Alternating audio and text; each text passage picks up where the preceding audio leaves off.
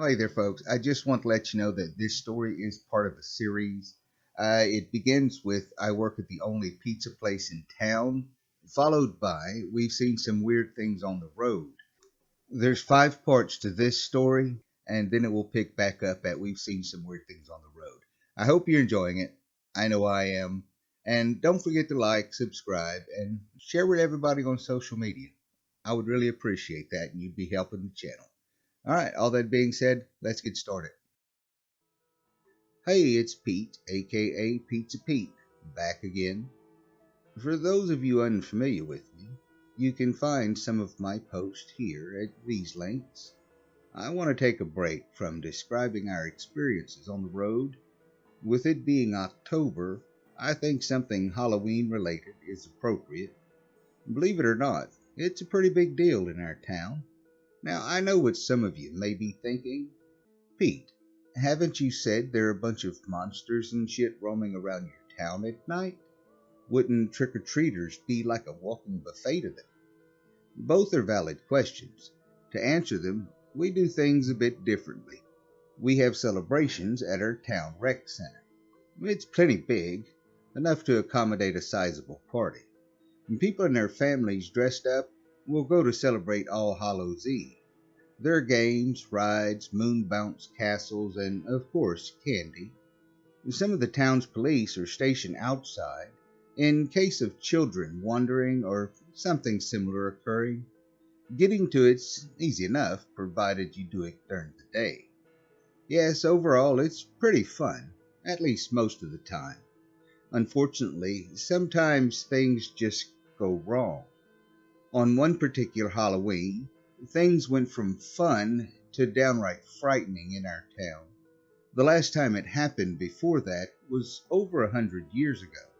The time I'm referring to was when I was still in my freshman year of high school. I'm not gonna lie, I wasn't exactly well behaved growing up. I was a fucking nightmare to deal with. I had anger issues starting at an early age that lasted the majority of my childhood. The story begins with my dad picking me up early from school. The cause for this was a result of me getting 2 days of ISS and a month of counseling. I didn't understand why they kept bothering with counseling, especially when it hadn't helped me before then. Pete, why are you making me have this conversation with you again? I didn't reply, only stared out the window. Look at me when I'm talking to you. Reluctantly, I met his gaze. What do you expect me to say? That I'm sorry for shutting his annoying ass up? He might need to go to the hospital after what you did. If he's lucky, he won't need any stitches. What was I supposed to do? You're supposed to tell your teacher. I did, and he just kept bothering me when she wasn't paying attention. My dad sighed, seeing that the conversation was going nowhere. He decided to change the subject. Listen, the annual Halloween party is on Saturday. How about we all go there? Aren't I grounded? Besides, I don't really feel like it. Normally you would be, but I think you've been spending too much time alone. You need to socialize more. Don't I do enough of that at school? And I've been to the party before.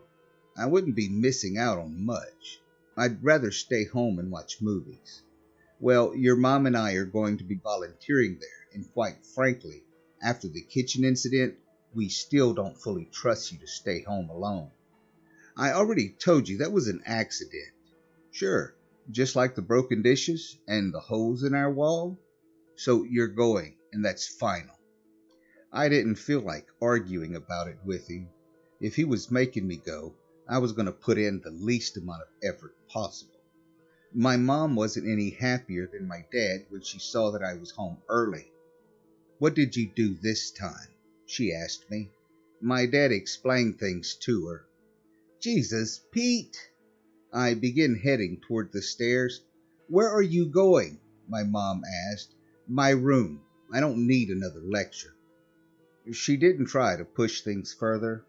Although I was pissed about being in trouble, I was glad to have extra time off from school.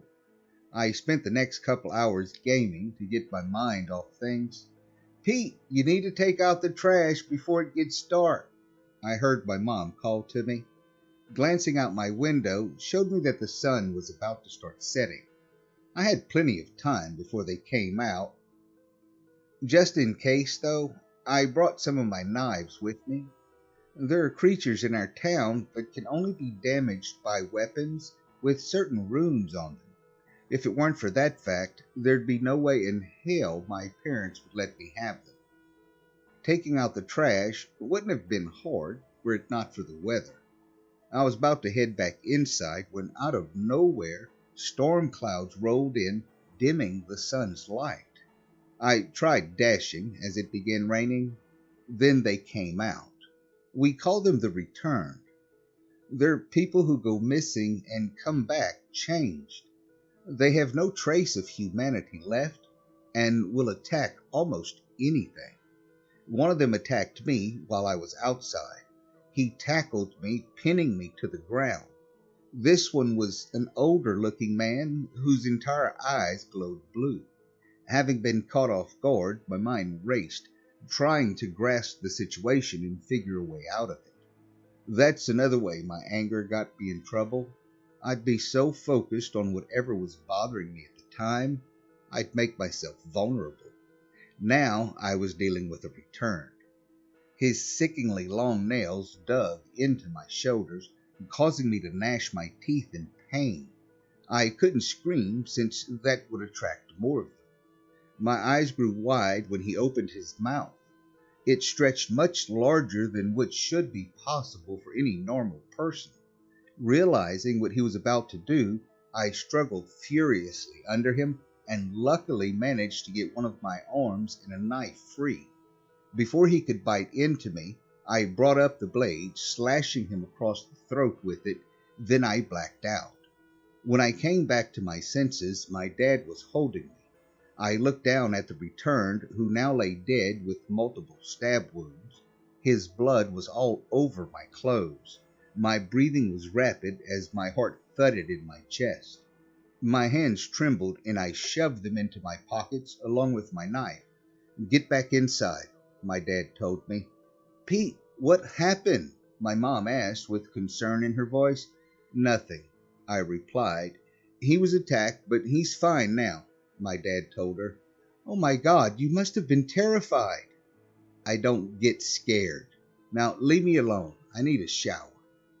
Once I was through, I put my clothes in the laundry, then headed to my room. That night, several of our neighbors were attacked too. Luckily, nobody we knew got killed. However, some people weren't so fortunate. From what I heard after the fact, over a dozen people went missing. What happened didn't scare me. At least, that's what I kept telling myself. But you can only lie to yourself for so long. That's a lesson I had to learn the hard way.